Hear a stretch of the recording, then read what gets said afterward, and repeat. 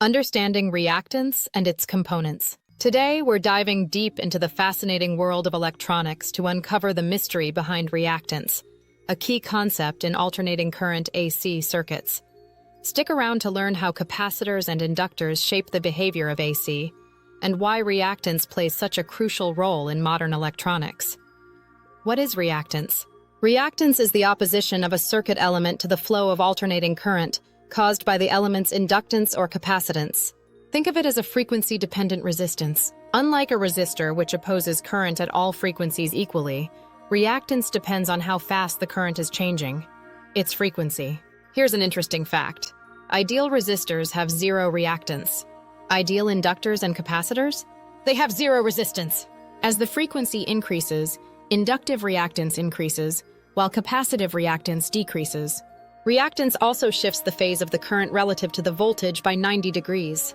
Fascinating, isn't it? Capacitive reactance.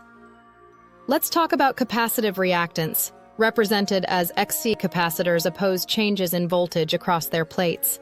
The formula for capacitive reactance is XC1/2, where F is the frequency in hertz. C is the capacitance in farads. This means capacitive reactance decreases as either the frequency or capacitance increases. Visualize this as an exponential drop in opposition with rising frequency. Graph of XC versus frequency. See how the reactance decreases as frequency rises? That's why capacitors are so effective at filtering high-frequency signals. Inductive reactance. Now let's move to inductive reactance, represented as XL. Inductors oppose changes in current due to their magnetic fields. The formula for inductive reactance is XL2P. Unlike capacitive reactance, inductive reactance increases with frequency. Graph of XL versus frequency. Notice how the inductive reactance rises with frequency? Inductors are perfect for blocking high-frequency signals in AC circuits. Comparing capacitive and inductive reactance. Capacitive reactance decreases with frequency. So inductive reactance increases with frequency.